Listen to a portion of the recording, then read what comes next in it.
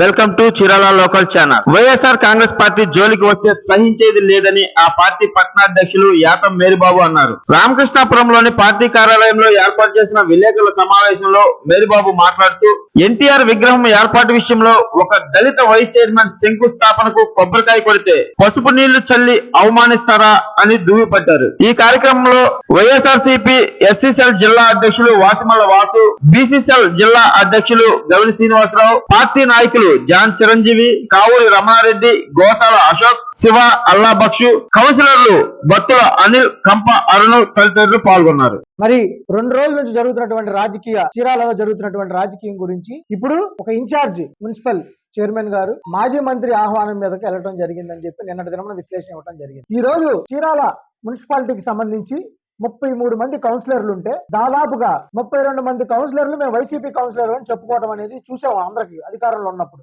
ఒకళ్ళు టీడీపీకి ఉన్నారు. ఈ రోజు కొంతమంది ఏ విధంగా మాట్లాడుతున్నారు ఒకసారి చూడండి. ఏ విధంగా మాట్లాడుతున్నారంటే ఇదే వైసీపీ కౌన్సిలర్ కలెక్టర్ గారికి వినతి పత్రం ఇస్తారు, మరలా ఇదే టీడీపీ వాళ్ళు మళ్ళీ ఆమంచి కృష్ణమోహన్ గారికి సంబంధించినటువంటి కౌన్సిలర్స్ వాళ్ళ వర్గం సంబంధించి వీళ్ళిద్దరు కలిసి ఒకటే స్టేట్మెంట్ ఇస్తారు. దీన్ని ఏ కోణంలో చూడాలి? ఈ రోజు మొన్న జరిగినటువంటి మున్సిపల్ సాధారణ కౌన్సిల్ సమావేశంలో దాదాపు 14 మంది టీడీపీకి మద్దతుదారులు అయితే 14 మంది వైసీపీ కౌన్సిలర్లు ఉంటే ఒక 5 వైఎస్ఆర్సీపీ రెబల్ కౌన్సిలర్స్ అని చెప్పుకున్నటువంటి పరిస్థితులు ఉన్నాయి. ఒక ఇండిపెండెంట్ కౌన్సిలర్, ఒక టీడీపీ కౌన్సిలర్, మొత్తం కలిపి 33 కౌన్సిలర్లు ఉన్నారు. మొన్న జరిగిన సాధారణ సమావేశంలో దాన్ని సమావేశపెట్టి ఎజెండాలో పొందుపరిచినటువంటి అప్లికేషన్ ద్వారా పొందుపరిచినటువంటి మాజీ మంత్రివర్యులు ఒకళ్ళైతే దాని ఆమోదం తెలిపి ఆ రెజల్యూషన్ పాస్ చేసింది మాత్రం 2 గ్రూపులు, టీడీపీకి మద్దతు తెలిపినటువంటి కౌన్సిలర్లు, కృష్ణమోహన్ గారి కౌన్సిలర్, వీరిరువురు పాస్ అన్నారు. ఇక్కడ వైసీపీ కౌన్సిలర్కి ఏం సంబంధం? వైసీపీ కౌన్సిలర్లు ఏమన్నా టీడీపీకి ఎన్టీ రామారావు గారి విగ్రహానికి ఏమన్నా ప్రతిపాదించారా? ప్రతిపాదించింది ఒక మాజీ మంత్రివర్యులు, దాన్ని ఆమోదపరిచింది మీరిద్దరు.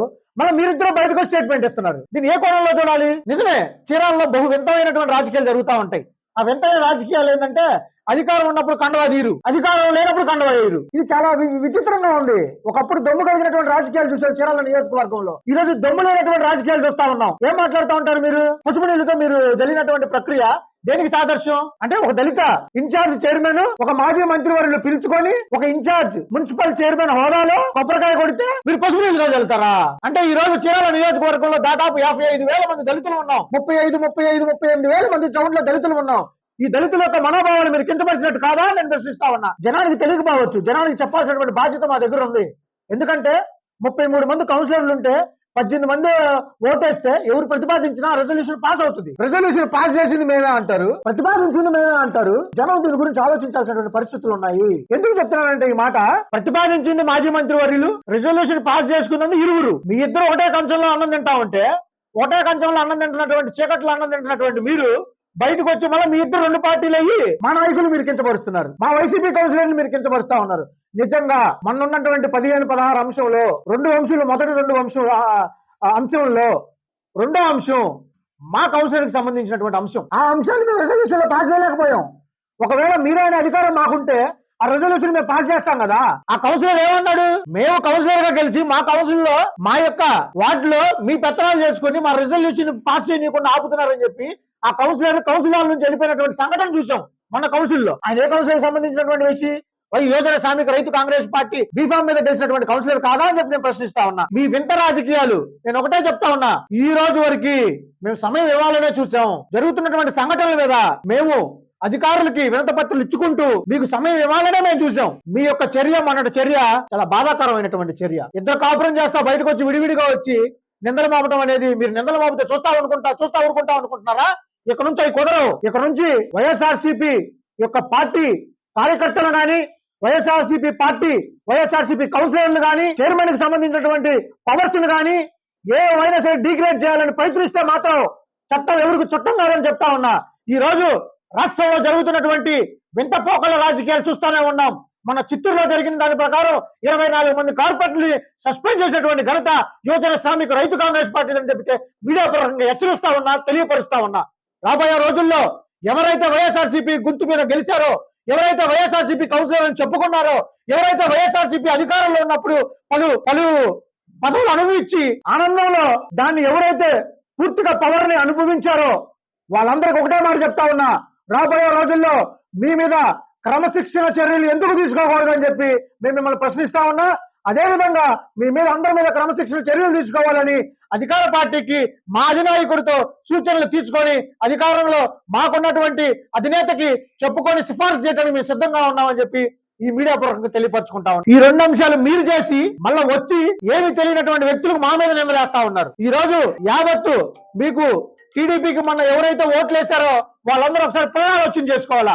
ఒక ఇన్ఛార్జ్ దళిత మంత్రి, ఒక ఇన్ఛార్జ్ దళిత మున్సిపల్ చైర్మన్ వచ్చి కొబ్బరికాయ కొడితే మీరు పసుపు నీళ్లతో జల్లితే అదే కార్యక్రమం మన అనవసరంగా మున్సిపాలిటీలో మీ మున్సిపాలిటీలో 68 లక్షలకి మున్సిపాలిటీ టెండర్లు వేశారు. ఆ టెండర్ ఉపసంహరించుకొని అదే పసుపు నీళ్లతో ప్రతి ఒక్క డ్రైనేజ్ అవాస్తాలు జరుగుతా ఉన్నాయి. ఆ డ్రైనేజీలు మొత్తం క్లీన్ చేసేటువంటి ప్రక్రియ మీరు పెట్టుకోవచ్చు కదా. మీ అధినాయకుడికి మంచి పేరు వచ్చింది కదా. కానీ దళిత మెజారిటీ ఉన్నటువంటి దళిత వర్గాలను మీరు కించపరుస్తారా? ఇది దేనికి నిదర్శనం? అదే విధంగా వైఎస్ఆర్సీపీ పార్టీలో పదవులను ఇచ్చి వైఎస్ఆర్సీపీ పార్టీ అధికారంలో ఉన్నప్పుడు అధికారాన్ని అనుభవించి ఈ రోజు మీరే బురద జల్లుతున్నారంటే చూస్తా ఊరుకుంటామని మీరు అనుకుంటే మాత్రం అది మీ పొరపాటే. రాబోయే రోజుల్లో ప్రతిపక్షం అనేది ఎంత గట్టిగా ఉండదో చీరాల్లో బల్ల బుద్ధి చెప్తా ఉన్నామని చెప్పి తెలియపరుచుకుంటూ రాబోయే రోజుల్లో ఇలాంటి సంఘటనలకు మాత్రం మీరు కనుక ఫుల్ స్టాప్ పెట్టకపోతే మేము దేనికైనా సిద్ధం అని చెప్పి ఈ మీడియా పూర్వకంగా తెలియపరుచుకుంటూ గత 2 రోజులుగా చీరాల్లో జరుగుతున్న పరిణామాల మీద మొత్తంగా 2 విషయాలు మీడియాతో పంచుకోవడానికి ఇష్టపడుతున్నాను. ముందుగా అసలు బాధ ఏంటంటే చీరాల నియోజకవర్గంలో ఎస్సీగా చైర్మన్ గా ఉన్నటువంటి హోదాలో ఇప్పుడు ఎస్సీ ఇన్ఛార్జి చైర్మన్ గా ఉన్నటువంటి జయచంద్ బాబుని ఒక బీసీ సామాజిక వర్గం మాజీ మంత్రి వర్యులు టీడీపీ నాయకుడైనటువంటి పాలేటి రామారావు గారు ఆహ్వానం మేరకే తను ఆ రోజు విగ్రహానికి పూజ చేయడానికి వెళ్ళాడు. అంటే అర్థమైంది, అక్కడ జరుగుతున్న పరిణామం చీరాల నియోజకవర్గం టీడీపీ విషయం.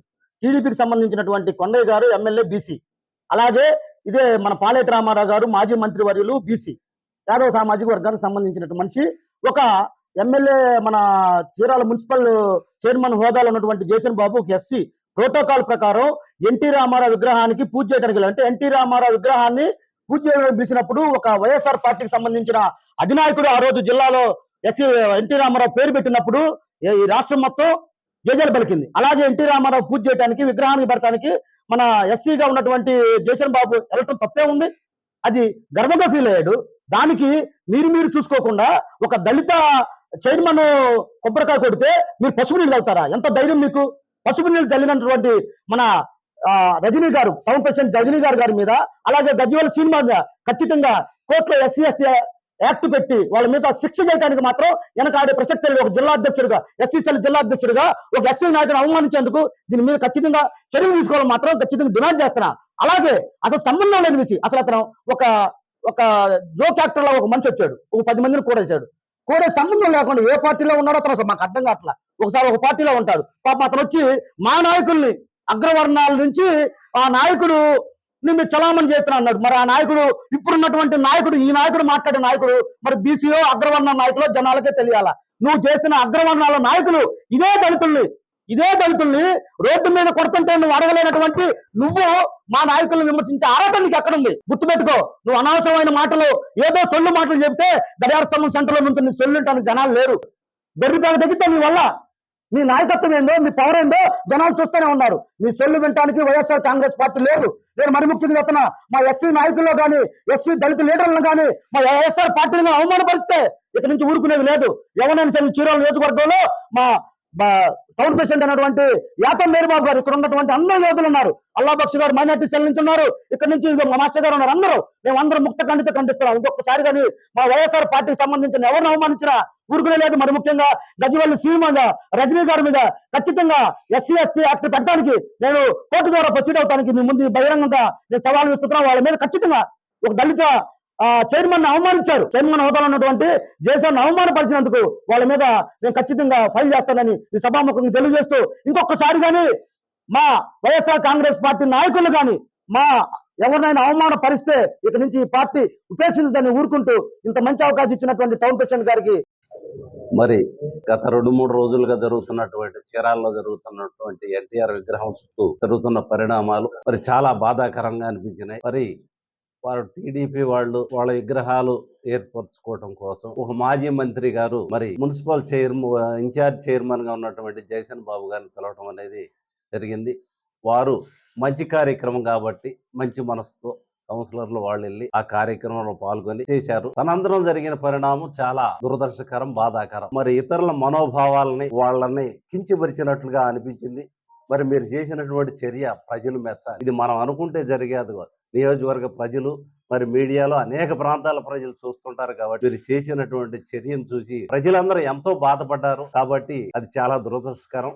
అలాంటి చర్యలు మీరు చేయకూడదు. పొరపాటు చేశారు అంటే దాన్ని మళ్ళీ ప్రాయశ్చిత్తం చేసుకోండి అని తెలియజేస్తూ ఈ విషయాన్ని తీవ్రంగా ఖండిస్తున్నారు. అందరికీ నమస్కారం సార్. నిన్న జరిగినటువంటి సంఘటనలో మీరు పోట్లాడుకోవడం, మీరు విమర్శించుకోవడం చేయాలి కానీ వైఎస్ఆర్సీపీని ఈ వివాదంలో లాగడం అనేది అది కరెక్ట్ కాదు. మాకు ముందుగానే జగన్ గారు ఒక జిల్లా పేరు ఎన్టీఆర్ గారి పేరు పెట్టున్నారు. ఎన్టీఆర్ గారి మీద మాకు గౌరవం ఉంది. ఎన్టీఆర్ గారి విగ్రహం పెడితే మాకు ఎలాంటి సమస్య లేదు. మీరు ఏడన్నా పెట్టండి. ఎందుకంటే ఒకనాడు ఎన్టీఆర్ గారు ఇటు చేయి చూపించి తెలుగు ప్రజలారా కదలేరండి అనేటువంటి డైలాగ్ వినిపించారు. ఇప్పుడు ఏం చేస్తున్నాడంటే, ఓ తెలుగు ప్రజలారా తెలుసుకోండి, నన్ను మానసికంగా చంపిన వాళ్ళు పరిపాలిస్తున్నారు. ఒక దుర్మార్గ పరిపాలన జరుగుతుంది, హింస జరుగుతుంది, ఇళ్ల మీద పడి కొట్టడం జరుగుతుంది, మరి రవిడీజం అనేటువంటి పరిపాలన చేస్తున్నారు. ఎన్నికల్లో కూడా ప్రజాదరణ లేక కంసర్ని చొక్కాలు పట్టుకొని వచ్చి పోటీ చేసినటువంటి ప్రజలు పరిపాలిస్తున్నటువంటి చేయి చూపించేటువంటి ఎన్టీ రామారావు గారు ఉన్నాడు అని చెప్పి మేము గుర్తిస్తున్నాము. ఇవాళ నినాదం ఎన్టీ రామారావు గారి నినాదము ఒక ప్రజాదరణ లేని ప్రభుత్వం కొనసాగుతుంది, గుర్తించండి ప్రజలారా అని చెప్పి చేయి చూపించేటువంటి ఎన్టీఆర్ గారు వాళ్ళు ఉండడని మేము అనుకుంటాం. ఎన్టీఆర్ గారు విగ్రహం మీద ఎవరికి సమస్య లేదు. పసుపు నీళ్ళతో కలగడం చాలా పెద్ద కుట్ర, అది కరెక్ట్ కాదు. ఇది సభాముఖంగా ఖండిస్తున్నాము.